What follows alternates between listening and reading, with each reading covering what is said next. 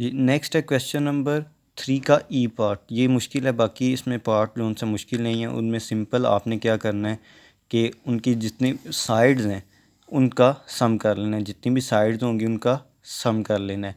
तो ये इस तरह की हमारे पास शेप है, इसका पेरीमीटर फाइंड करना है। तो आपको पता चल रहा है कि सर्कल का सेंट्रल पॉइंट है और उससे किसी साइड पे इसने लिया हुआ है। इसमें एक चीज़ वो ये है कि यहाँ पे उसने इस तरह से बनाया हुआ है। इसका मतलब होता है कि ये राइट एंगल है, राइट एंगल 90 का होता है, ठीक है। तो उससे हमें पता चल रहा है कि अगर ये जो है और ऐसे करें हम तो ये 4 जो सा इसके क्वाड्रेंट बनते हैं सर्कल के, 4 क्वाड्रेंट बन गए। तो हमें फिर यहाँ से पता चल रहा है कि ये 3 क्वाड्रेंट है, 1 2 और ये 3। और ये जो 4th क्वाड्रेंट है ये सर्कल में इन्वॉल्व नहीं है, तो हम इसका पेरीमीटर नहीं लेंगे, ठीक है। तो उसके लिए हम क्या करेंगे, पेरीमीटर हमारे पास क्या आएगा इसका 3/4, ठीक है।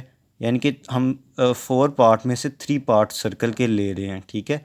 तो वो हम मल्टीप्लाई कर लेंगे सरकमफ्रेंस के साथ, यानी कि पूरे सर्कल का सरकमफ्रेंस लेंगे, उसको हम मल्टीप्लाई कर लेंगे 3/4 के साथ, ठीक है, 3/4 के साथ, ताकि वो 3 हो जाएं उसके हिस्से। हम 3 हिस्से इसके ले रहे हैं ना, तो 3 हिस्से लेने के लिए हम इस तरह से कर रहे हैं। और उसके बाद ये वाली लाइन और ये वाली लाइन, इन दोनों का सम 7 + 7, ठीक है। सरकमफ्रेंस पहले हम निकालेंगे, सरकमफ्रेंस हमारे पास आ गया 44, ठीक है। तो इसको हम इस 44 को इस इक्वेशन में पुट कर देते हैं सरकमफ्रेंस वाली में, ठीक है। तो जब इसमें इक्वेशन में पुट करके इसको सॉल्व कर लें तो इसका ये आंसर आ जाएगा, ठीक है। कोई मुश्किल बात इसमें नहीं है, अगर हो तो आप पूछ लीजिएगा। इसके अलावा बाकी पार्ट बिल्कुल ईजी हैं, तो उनमें कोई मुश्किल बात चीज़ नहीं है। उसके बाद क्वेश्चन नंबर 4 है, वो कह रहा है कि एक वायर है, ठीक है, जिसकी लेंथ है 157 सेंटीमीटर। तो वो कहता है कि उस वायर को आप बेंड कर रहे हो सर्कल में, ठीक है, बेंड करते हो और उसका एक सर्कल बना लेते हो। तो अब वो कह रहा है कि बताएं कि इसका पेरीमीटर क्या होगा, रेडियस क्या होगा, डायामीटर क्या होगा।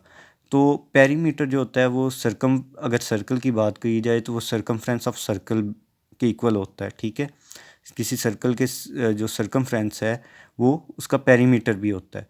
तो सरकमफ्रेंस वो फिर वायर की लेंथ ही है, ठीक है। वायर पहले सीधी थी, उसको अब सर्कल में कर दिया, तो उसका वो सरकमफ्रेंस भी है, ठीक है, और उसकी वो लेंथ भी है। तो जो पेरीमीटर हमारा होगा वो फिर 157 ही आ जाएगा, ठीक है। तो अब हमारे पास सरकमफ्रेंस आ गया है। ऐसा ही है, सरकमफ्रेंस से हम डी फाइंड कर सकते हैं। ये फार्मूला मैंने आपको पहले भी बताया कि डी जो हमारे पास पाई का फार्मूला होता है वो C/D होता है, ठीक है। तो हम यहीं से इस डी को यहाँ पे ला के, ये इधर डिवाइड हो रहा है, इधर आके मल्टीप्लाई हो जाएगा, और पाई इधर मल्टीप्लाई हो रहा है, इधर आके डिवाइड हो जाएगा। तो हमारे पास डी का फार्मूला आ गया, ठीक है। तो अब हमने क्या करना है, सी की वैल्यू पुट करनी है। ये सी की वैल्यू पुट की, पाई की वैल्यू 22/7 या आप 3.14 कुछ भी पुट कर लें। पुट करने के बाद आप इसे जब सॉल्व करेंगे तो आपके पास 50 सेंटीमीटर आ जाएगा। तो डी डायामीटर जो सा वो 50 सेंटीमीटर आ गया, ठीक है। इसी तरह से आपने आर निकालना है, तो आर के लिए भी डी आपका यूज़ होगा। जिस तरह मैंने आपको फार्मूला बताया, आर इक्वल होगा D/2, क्योंकि रेडियस जो सा वो हाफ होता है डायामीटर के, ठीक है। तो D/2, D/2। तो आप डी की वैल्यू इसमें पुट कर लें, डी की वैल्यू पुट की और इसको सॉल्व किया, 2 से डिवाइड होगा तो 25 आ जाएगा, ठीक है जी। तो ये आपके पास तीनों चीज़ें जो उनसे इसकी आ गई हैं, पेरीमीटर भी, डायामीटर भी और रेडियस भी। कोई क्वेश्चन हो तो आप इनबॉक्स कर लें। Thank you.